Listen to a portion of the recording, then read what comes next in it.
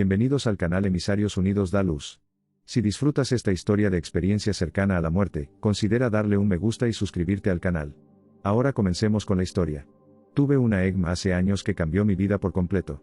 Como académico, era un ateo apasionado y completamente egocéntrico acerca de mi vida y mi carrera. Estaba llegando al final de una gira artística con un grupo de estudiantes cuando me desplomé en el suelo de la habitación del hotel. Me llevaron de urgencia al hospital y, en la sala de urgencias, los médicos me explicaron que tenía un intestino dañado. Luego me trasladaron a la unidad quirúrgica para una cirugía de emergencia, pero como no había cirujanos disponibles, tuve que esperar al menos hasta el día siguiente. Estaba débil y con mucho dolor, y toda mi atención estaba centrada en mi respiración. Sabía en el fondo que estaba a punto de morir, y con esa profunda sensación de saberlo me despedí de mi esposa, que estaba conmigo en la habitación del hospital. Fue entonces cuando quedé inconsciente, pero instantes después recuperé el sentido en un estado de hiperlucidez. En ese estado elevado, experimenté una claridad de percepción, vivacidad y euforia como nunca antes había sentido. Por primera vez en mucho tiempo, me sentí alegremente eufórico, aunque estaba perplejo acerca de cómo podía sentirme así después de haber experimentado una incomodidad extrema solo unos momentos antes. En mi estado de euforia, intenté comunicarme con mi esposa e incluso con la persona con la que compartía la habitación, pero a pesar de mis esfuerzos por llamar su atención, mis intentos no obtuvieron respuesta de ninguno de los dos. Entonces noté mi cuerpo tendido en la cama del hospital como si estuviera dormido y me pregunté, tal como yacía tan serenamente, si realmente había muerto. ¿Cómo es posible que haya muerto sintiéndome tan vivo como me siento ahora? Me pregunté. Date prisa, Harold, tenemos que irnos, comencé a escuchar de repente. Harold, rápido, tenemos que irnos, entonaban insistentemente las voces. Caminé hacia la puerta donde parecía originarse la repetición ansiosa e insistente, solo para ser recibido por un grupo de 8 hombres y mujeres en el pasillo. Mientras contemplaba mi poco propicia compañía, se me ocurrió en ese momento lo oscuro que estaba el pasillo, y cómo el espacio inmediatamente fuera de la puerta estaba iluminado por un rayo de luz procedente de la habitación del hospital, muy iluminada, en la que el portentoso grupo solía visitar. Evitar. Mientras mis mal concebidos aspirantes a compañerismo se ocultaban en las sombras, esos siniestros suplicantes fingieron expresiones de buena voluntad mientras un rictus sobrenatural se extendía por sus rostros, que de otro modo serían diabólicos. En contra de mi buen juicio, les di a mis espeluznantes compañeros el beneficio de la duda y procedí a informarles sobre mi enfermedad, creyendo que habían llegado para ayudarme a conseguir la asistencia de un médico. Ya sabemos todo sobre ti. Te estábamos esperando desde hace mucho tiempo. Ha llegado el momento de que te unas a nosotros, respondieron siniestramente. Aunque intuitivamente sabía que algo no estaba bien, me convencí de que mi extraño séquito era personal del hospital que se dirigía a llevarme al médico. Luego lo seguí mientras me conducían por una larga caminata que comenzó en un pasillo pero que gradualmente se transformó en un reino de sombras. A medida que pasó el tiempo, el ambiente de ese reino sombrío pareció oscurecerse aún más, al igual que el comportamiento de mis imponentes compañeros, quienes abandonaron su farol de genialidad en favor de comentarios y directivas más poco delicadas. Cuando mi séquito macabro se dirigió a mí, lo hizo con aire de acritud, y sus modales eran tan descarados que comencé a responder de la misma manera, devolviendo su desdén de una manera igualmente grosera, aunque me sentí intimidado por su antipatía. Seguimos caminando hasta que finalmente llegamos a un vacío de oscuridad total, lleno de gente que parecía estar tan perdida como yo me sentía en ese mismo momento. Fue solo cuando llegamos a ese dudoso abismo de presentimiento que me di cuenta inequívocamente de que mi malévola escolta era en realidad una banda de demonios que pertenecían a ese inframundo. No voy a ir más lejos, les aconsejé con severidad pero aprensión. Aún no hemos llegado. Tienes que seguir moviéndote con nosotros. Todavía nos queda un largo camino por recorrer, respondieron pétreamente. Sospechando que nuestro destino probablemente serían las mismas puertas del infierno, reduje el paso hasta un ritmo insoportable para que mis espeluznantes compañeros supieran que no lo seguiría, al menos no de buena gana. Sin piedad, esos perros del infierno comenzaron a empujarme y empujarme hacia adelante y, lleno de frustración, respondí con una ráfaga de patadas y puñetazos. Respondiendo del mismo modo a mi agresión, comenzaron a golpearme y patearme hasta dejarme tirado en el suelo, preguntándome cómo había terminado en ese lugar, intercambiando golpes con aquellas nefastas criaturas. Ora a Dios, escuché decir de repente una voz que parecía salida de la nada. No creo en Dios, entonces, ¿por qué le rezaría a Dios?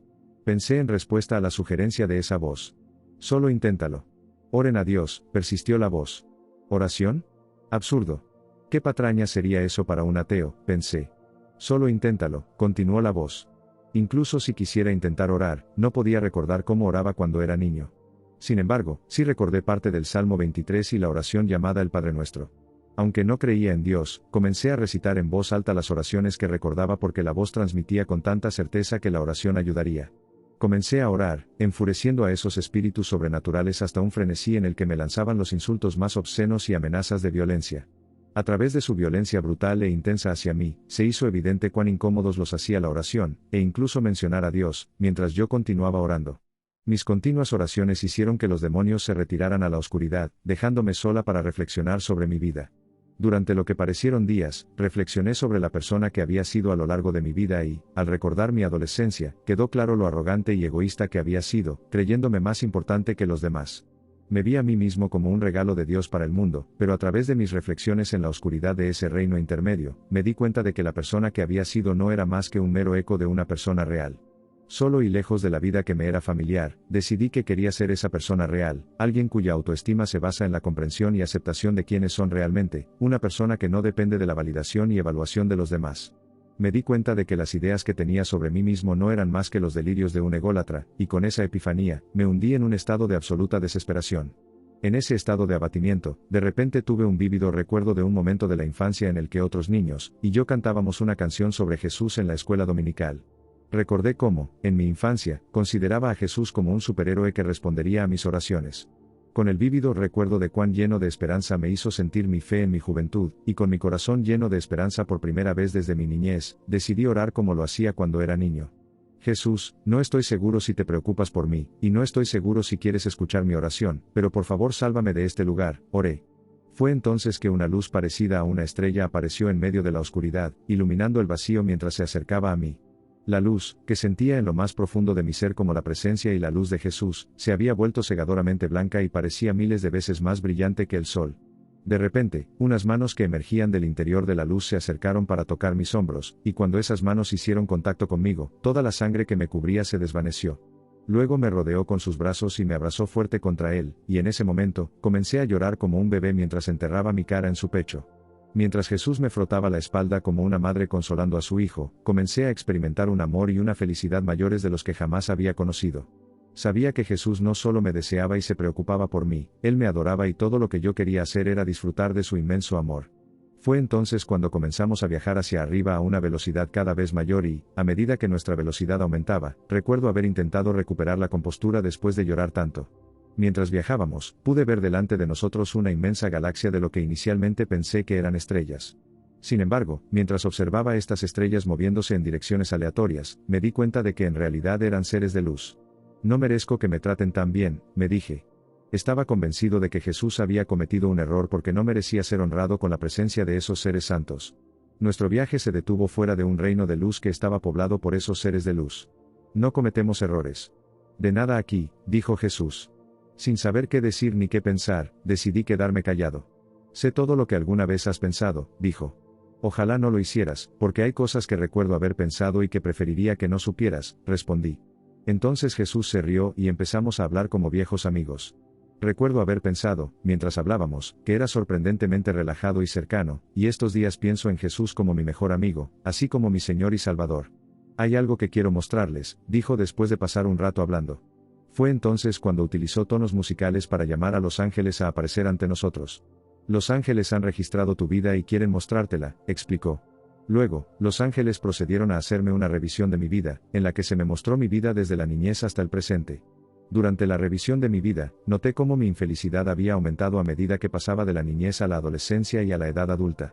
Me di cuenta de que me había vuelto cada vez más egoísta, y de cuánto dolor habían causado mis decisiones egoístas a mis padres y amigos.